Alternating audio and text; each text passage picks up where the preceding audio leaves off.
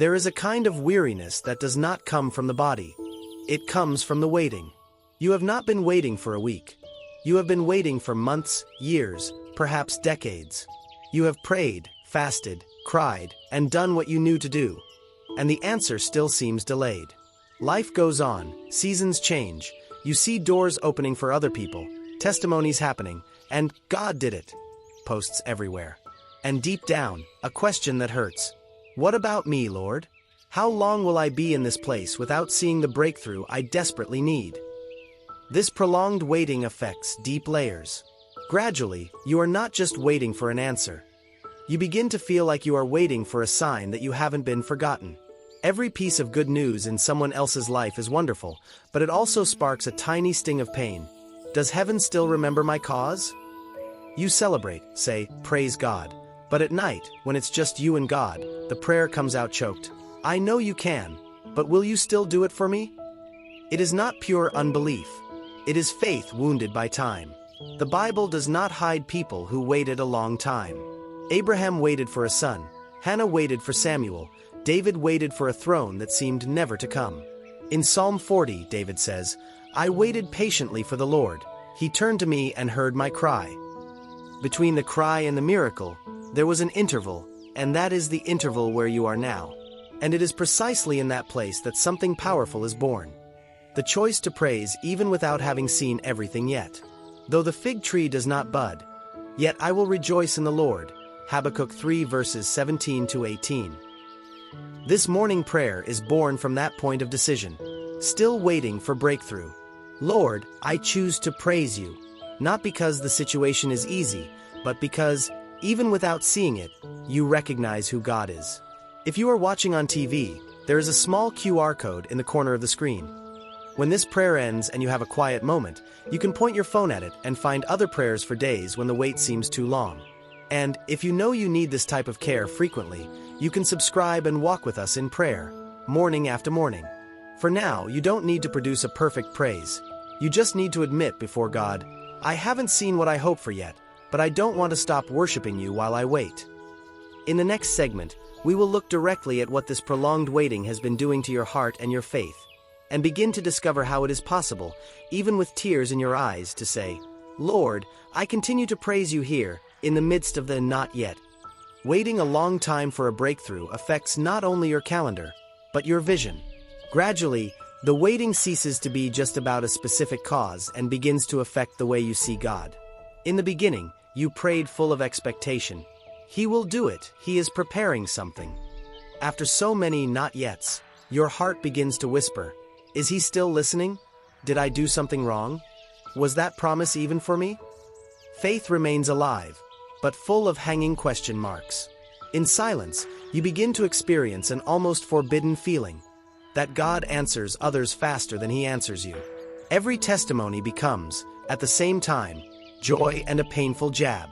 You are happy for the other person, but deep down you think, "Does heaven have a different clock for me?" And without realizing it, the question, "Why hasn't it happened yet?" slides into, "What's wrong with me?" The waiting begins to seem like a mirror that only highlights flaws, delays, areas where you feel you are not enough. This distortion is dangerous because it transforms process into rejection.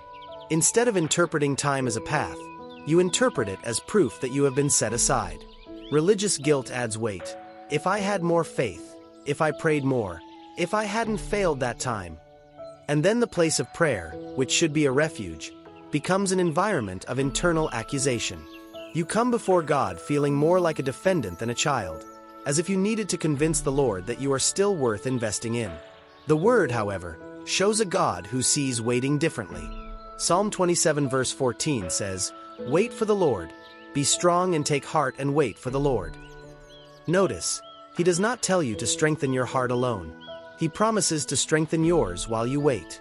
Romans 8 speaks of creation and children of God groaning and waiting, but it also speaks of a God who works in all things for the good of those who love him, including in the interval.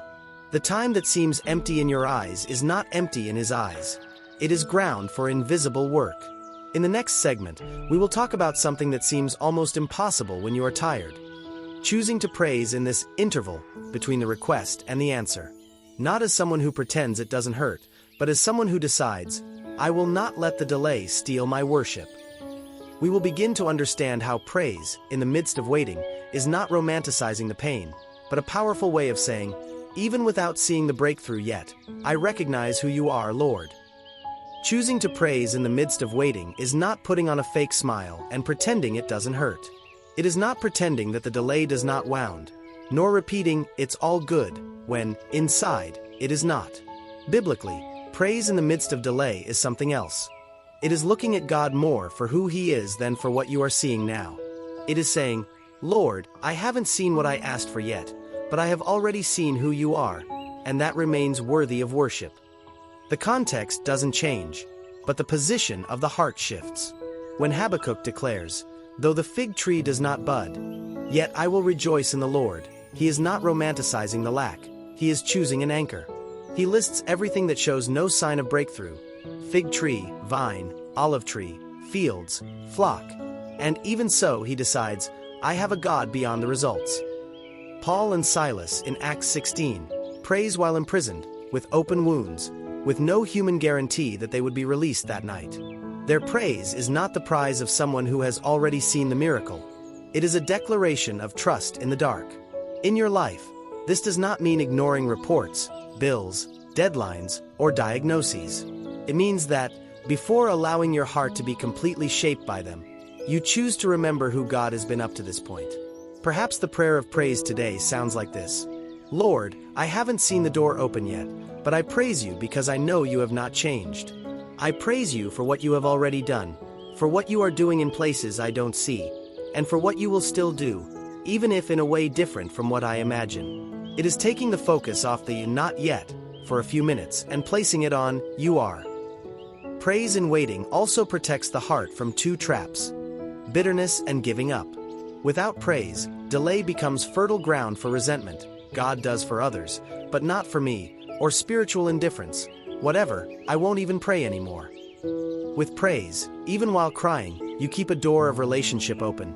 I still talk to you, I still recognize you, I still call you Father. This does not erase the pain, but it prevents it from being the only voice. In the next segment, we will transform this choice into practical prayer. You will be invited to, very honestly, present to the Lord what has not yet broken through: the specific request, the time of waiting, the accumulated weariness, and then let a simple, perhaps trembling, but true praise come out of your mouth. Still waiting. Lord, I choose to praise you here. It is from this place that the morning prayer will begin to lead your heart. There comes a time when it is not enough just to talk about the waiting. It is necessary to bring this entire waiting to God. If you can, sit right where you are, with the environment a little quieter.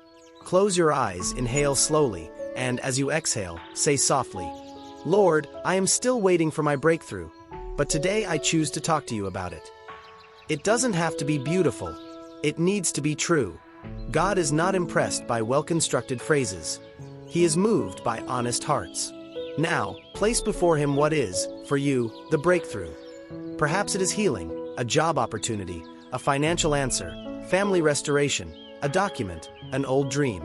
You can say, Father, my breakthrough that hasn't arrived yet is this one. Name it, even if your voice trembles. Then add, you know how long I have been waiting, how much I have cried, how much I no longer understand. I don't want to pretend it doesn't hurt. I show you this pain exactly as it is. This alone is an act of faith. Next, make space for praise, even if it is small. You can pray, Lord, I haven't seen what I hope for yet, but I praise you for what you have already done so far. I praise you for the breath of life, for the times you sustained me when I thought I couldn't bear it, for the things you have already delivered me from that I don't even know. I praise you because, even without understanding the timing, I know you have not changed. The context remains the same, but the focus of your heart begins to turn from the waiting to the person who is with you in it. If you wish, you can place your hand over your heart and say, Jesus, guard this place while I wait. Do not let bitterness take over. Do not let envy grow. Do not let my faith die. I ask you, strengthen my heart in this interval. May every day of waiting also be a day when I learn to know you more.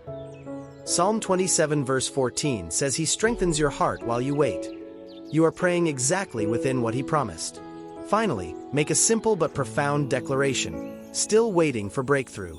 Lord, I choose to praise you. It is not a promise that you will never cry again. It is the decision that, even while crying, you still want to hold His hand. In the next segment, we will seal this time and the entire day under this choice. Not denying the pain, not denying the waiting, but consecrating the next hours with a heart that says, I haven't seen everything I hope for yet, but I will not stop worshiping you while I wait. Before you get up, this is the moment to place a spiritual seal over the day that is beginning. Stay silent for a few seconds and then declare calmly, Jesus, I consecrate this day to you, exactly as it is, still waiting, but in your hands. Repeat slowly, I surrender the time to you. I surrender the answers that have not yet come. I surrender the doors that have not yet opened. And, above all, I surrender my heart in this process. You are not romanticizing the delay. You are saying that you do not want to walk through it alone. You can continue. Lord, today I will see things that will remind me of what has not yet happened. Someone achieving what I hope for, news that affects my expectations, memories of what is still missing. When this happens, do not let my heart be filled with comparison and resentment. Remind me of who you are. Help me to say, even with tears, I am still waiting, but I choose to praise you.